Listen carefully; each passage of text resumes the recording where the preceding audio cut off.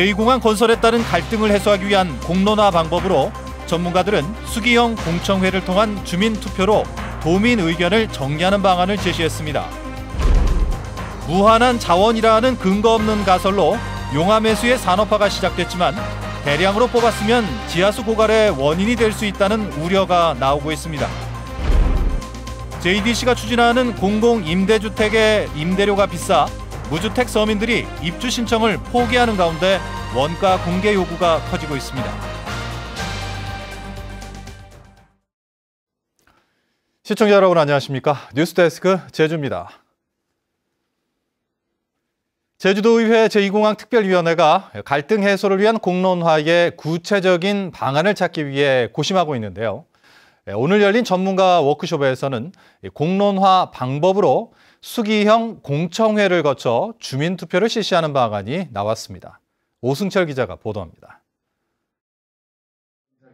공론화 방법으로 지역 주민과 이해 당사자가 참여하는 수기형 공청회를 여러 차례 거친 뒤 주민투표를 하고 그 결과에 따라 합의회의에서 최종 결정하는 3단계 안이 제시됐습니다. 제주도와 의회, 시민사회가 협의해 독립적인 위원회를 구성하면 객관성과 공정성을 확보할 수 있고 수기 과정을 통해 서로의 입장을 존중하고 어떤 결론이 나더라도 수용할 수 있게 된다는 겁니다. 상대방이 왜 그렇게 생각하는지도 이해하고 공감하게 돼요. 이것이 굉장히 중요한 부수적인 효과입니다. 그러다 보니 내 주장과 다른 의견이 다수로 채택된다 할지라도 그 의견을 내가 따르겠다. 은 부원장은 현재 진행되고 있는 전략 환경 영향 평가는 주민 의견을 충실히 수렴하라는 취지가 담겨 있다며 환경부와 국토부에 입장 변화를 촉구했습니다. 전략이라는 말을 통해서 주어진 이슈에 관련되는 직간접 이해관계자들을 비롯한 일반 시민들의 의견을 충실히 수집하라는 법률 취지가 있습니다. 또한 공론화에 앞서 제주의 미래 비전에 비춰 제2공항이 왜 필요한지 근본적인 문제부터 논의를 시작해야 한다는 제안도 나왔습니다. 공항이 왜 필요하지?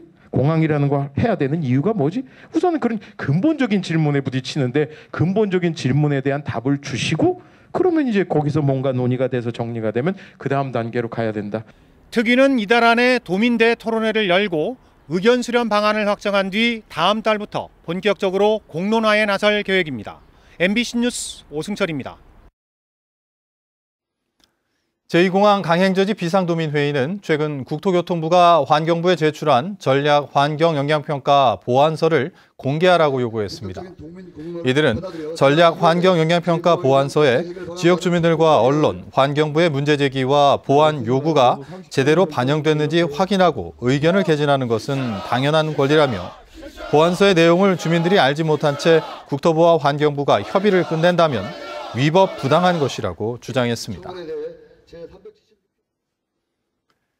최근 논란을 빚고 있는 용암해수 개발이 시작된 데에는 용암해수가 아무리 써도 줄어들지 않는 이 무한한 자원이라는 주장이 중요한 근거가 됐는데요. 하지만 용암해수가 무한한 자원인지는 과학적으로 입증도 되지 않았고 마구잡이로 뽑았었다가는 지하수가 고갈된다는 반론도 만만치 않다고 합니다. 조인호 기자가 따져봤습니다. 제주 동부 지역 용천동굴 안에 있는 천년의 호수. 길이가 800m나 되는 거대한 호수는 바다에 가까워질수록 염분이 높습니다. 구멍 뚫린 현무암층이 해수면 아래 150m까지 깊게 분포해 바닷물이 쉽게 지하수로 스며들기 때문입니다. 용암해수라고 불리는 이곳에 지하수를 놓고 역대 도지사들은 지하수에 영향을 미치지 않고 7,500년을 써도 고갈되지 않는다며 민간 기업까지 유치해서 개발해왔습니다. 하지만 이 같은 주장은 과학적으로 입증되지 않은 일부 학자들의 가설이라는 게 환경단체의 입장입니다. 용암해수 개발 초기부터 음료수나 화장품을 만드는 방법만 연구했을 뿐 주변의 지하수에 어떤 영향을 미치는지는 구체적으로 연구해 본 적이 없기 때문입니다. 이에 대해서는 아직도 명확한 연구가 되어 있지 않은 부분들도 많고요. 그래서 영향이 없다고 말하는 것 자체가 좀 문제라고 보여지고 이에 대한 충분한 용역과 연구 결과에 따라서 그에 따른 보전 정책을 빠른 시일 내에 마련해야 되지 않을까요? 이런 가운데 용암해수를 대량으로 뽑았으면 지하 수위가 급격히 떨어지면서 바닷물이 빠르게 밀고 들어와 내륙의 지하수까지 염분 농도가 높아진다는 주장이 나오고 있습니다. 2017년부터 제주 서부 지역의 지하 수위가 해수면 아래로 떨어져 좀처럼 회복되지 않고 있는데 인근 양식장에 용암해수 사용량이 늘어난 것이 원인으로 추정된다는 것입니다. 염지하수 관정들은 보통의 지하수 관정보다 지하수 사용량이 굉장히 큽니다. 한 10배 이상 지하수 사용량이 많아서 혹시 이게 내륙에 있는 지하수에도 영향을 주지 않았을까라는. 앞으로 오리온이 대량 생산 체제를 갖추면 용암해수 산업단지의 염지하수 취수량은 하루에 3,000톤에서 3만 톤으로 10배 이상 늘어나게 됩니다. 하지만 이 같은 변화가 지하수에 어떤 영향을 미칠지 지금은 아무도 장담할 수 없고 현실로 나타난 뒤에야 확인할 수 있습니다. MBC 뉴스 조인호입니다. 생존 수영 교육이 내년부터 초등학교 전학년으로 확대되지만 학교 수영장 시설은 부족하다는 지적이 나왔습니다. 오늘 도의회 예산결산특별위원회에서 한영진 의원은 도내 초등학교 가운데 수영장이 있는 학교는 5곳에 불과하다며 수영장 시설 부족으로 생존 수영 교육을 받아야 하는 학생들의 불편이 예상된다고 지적했습니다. 제주도교육청은 수영장 7곳을 신축하기 위한 예산을 반영하는 한편 생존 수영 교육 효과를 높이기 위해 노력하겠다고 답했습니다. JDC가 무주택 서민을 위한 것이라며 첨단 과학기술단지 내의 공공임대 주택 사업에 나섰는데요. 막상 입주자 모집에 나섰지만 시장의 반응은 싸늘합니다. 이소영 기자입니다. 10수년간 저축을 하며 내 집 마련의 꿈을 키우고 있는 김모 씨. 국토부 산하의 JDC가 10년 공공임대주택 사업을 한다는 소식에 내심 기대해왔지만 정작 입주자 모집이 시작돼도 신청하지 못했습니다. 84제곱미터를 기준으로 임대보증금 5,300만 원, 한 달 임대료만 72만 원으로 보증금 대출 이자까지 생각하면 1년에 1,200만 원을 부담해야 하기 때문입니다. 72만 원의 관리비까지 하게 되면은 이거는 웬만한 그 수익을 갖고 있는 사람이 아니면은 힘들죠. 이 5,300이라는 돈을 어떻게 장만하겠느냐. 그래서 여기 포기한 사람들이 많습니다. JDC의 10년 공공임대주택 사업은 제주도민의 주거 안정을 위해 무주택 서민에게 공급할 목적인데요. 하지만 임대료가 턱없이 비싸다는 지적이 나오고 있습니다. 사마지군의 LH 공공임대 아파트와 비교할 때 84제곱미터 기준으로 JDC 공공임대주택이 보증금은 400여만 원, 월 임대료는 7만 원 더 비쌉니다. 같은 첨단 과기단지 내 대기업 민간 아파트와 비교해도 임대료가 낮지 않습니다. 결국 특별 공급 물량이 미달되면서 JDC는 당초 일반 공급 물량 59세대를 151세대로 늘렸습니다. 그 토지 자체도 공유지였지 않습니까? 그래서 토지비가 거의 안 들었을 거고 임대주택에 좀 꼭 필요한 것은 이 저렴한 임대료일 텐데 그것을 고려하지 않고 JDC는 당초 계획보다 건축비가 58% 증가했다며 주변 시세보다는 7, 8% 낮게 산정했다고 밝혔습니다. 설계 과정에서 도민들 의견하고 타운홀 미팅 여러 가지 의견을 수렴했습니다.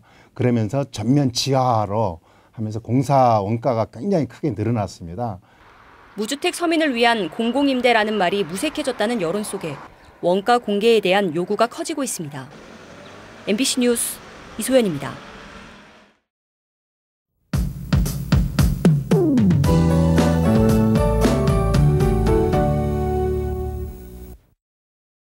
어느덧 추운 겨울이 찾아왔습니다. 이번 겨울을 아름답게 만들어줄 공연 소식이 있는데요. 내일 저녁 제주 아트센터에서 큰 울림이라는 주제로 제주 도립예술단의 첫 번째 합동 공연이 열린다고 합니다. 5개 예술단이 모여서 제주시가 자체 제작한 뮤지컬 만덕 등 제주의 문화를 소재로 한 다채로운 공연을 펼친다고 하는데요. 이번 주말 즐거운 공연 관람하는 건 어떨까요? 오늘은 올겨울 들어 가장 낮은 기온을 보이며 추웠는데요. 내일도 찬 공기가 계속 유입되면서 춥겠습니다. 내일 최저 기온은 6도로 예상되고요. 찬바람이 강하게 불면서 체감 온도를 1도까지 끌어내리겠습니다. 산지에는 새벽 한때 눈이 날리는 곳이 있겠고요. 산간도로 곳곳에는 결빙되는 구간이 있어서 교통안전에 주의하셔야겠습니다. 다행히 모레부터는 기온이 조금씩 오르겠습니다. 낮 최고 기온이 11도로 예년 이맘때와 비슷하겠고요. 구름 많은 날씨를 보이겠습니다. 다음은 자세한 지역별 날씨입니다. 내일 최저 기온은 북부가 6도, 서부가 5도, 남부가 4도, 동부가 3도를 보이겠습니다. 낮 최고 기온은 남부가 11도, 북부와 서부 동부가 10도로 예상됩니다. 바다의 물결은 제주도 남쪽 먼바다가 1.5에서 2.5m로 조금 높게 일겠고요. 바람이 강하게 불겠습니다. 항해나 조업하는 선박은 주의하시기 바랍니다.